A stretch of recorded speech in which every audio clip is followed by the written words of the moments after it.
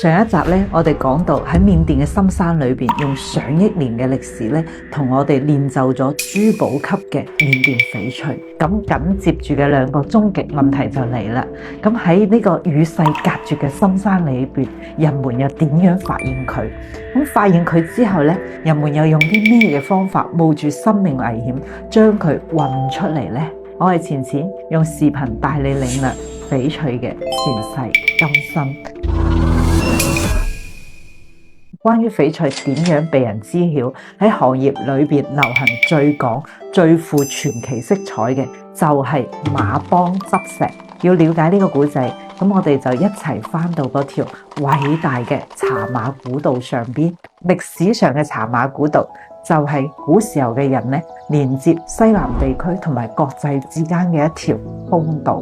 馬幫咧就從雲南出發，馱住中國獨有嘅譬如茶葉啦、鹽啦、絲綢啦、陶瓷啊呢啲運去其他國家或者其他地方。當佢哋到咗目的地之後，啲貨賣完啦，翻嚟嘅馬咧背上邊馱住嘅嘢就冇啦。佢哋往往咧就會馱一啲當地嘅土特產或者貨品翻嚟中國。相傳喺13世紀有一個唔出名嘅馬夫喺緬甸翻嚟雲南憑沖嘅時候咧，就發現自己嘅馬咧行路一高一低，原來佢身上馱住嗰啲嘢咧左右唔平衡，於是乎佢就順手喺緬甸曼貢嘅河邊咧就執咗一塊石頭用嚟平衡馬匹，長途跋涉。咁翻到嚟騰沖之後咧，佢就順手就將呢塊大石頭咧掉咗入去馬欄裏邊。咁嗰啲馬咧就日踢夜踢，久而久之咧，佢發現咧呢個石頭咧踢出咗呢個缺口咧，露出咗好鮮豔嘅綠色。佢就好好奇，咁靚嘅綠色裏邊可以做啲咩呢？當時咧冇一啲先進嘅工具，都唔知點辦。咁佢就傳聞咧，當時最原始嘅一啲磨機同埋解石沙，就將佢拆解咗。當呢塊石頭嘅石皮磨開咗之後咧，裏邊露出嚟嘅肉質咧清透翠麗，簡直靚到驚人，所有人都為之而震撼。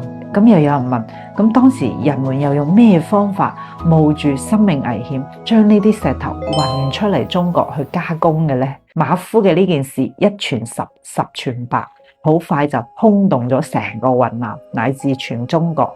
越來越多嘅人就抱住發財夢啦，就前往緬甸曼貢一帶連接兩地嘅滇緬秘道。佢完全冇絲綢之路咁光鮮，而係一條非常之峻險崎嶇，遠比我哋諗嘅殘酷。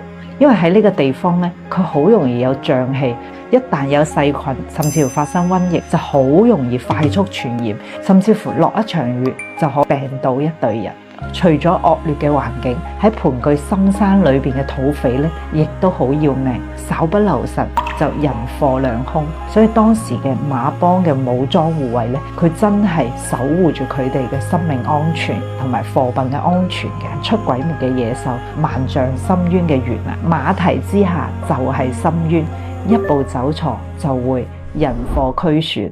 所以咧，每一塊老翡翠嘅背後，唔單止凝聚住天地精華，更可能浸透住當年運輸者嘅淚水、汗水，甚至乎生命。從馬夫一次無意嘅平衡之舉，到馬幫隊伍前赴後繼嘅以命相運，翡翠終於衝破咗原始森林嘅枷鎖，成規模咁進入中國。咁問題嚟啦，呢啲從緬甸邊境過嚟嘅綠石頭，佢係點樣從民間嘅商路終極一躍咁入咗紫禁城，成為皇帝同埋后妃都愛不釋手嘅珍寶？下一集宮廷首秀，我哋將徹底揭開翡翠如何被權力加持，命運徹底扭轉嘅關鍵一刻。